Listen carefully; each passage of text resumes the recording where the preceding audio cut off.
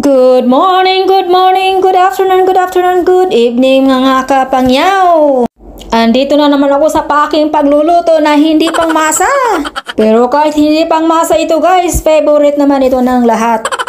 So meron din pala ako ng 555 sardines na ating ihalo sa ating gulay. So yun nga pala guys, pakuluan lang natin ito at mahangga at pag yan ay maluto atin ang ilagay ang ating 555 sardines. Alam nyo guys, allergy ako sa gulay na ito pero dahil nasarapan ako at mabango pa siya.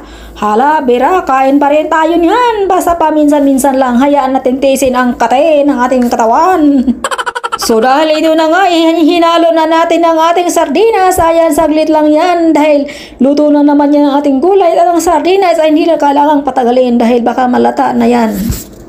So tama na ito, luto na ito at atin na itong isandog dahil kain na ako kahit ito lang aking ulam.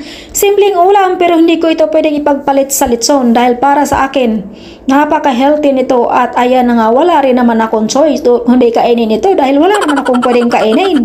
Lagi naman akong gulay guys dahil may problema ako sa aking katawan na hindi ako pwedeng mag seafood or karne pero kumakain pa rin naman ako paminsan-minsan, tikim-tikim nga lang ba.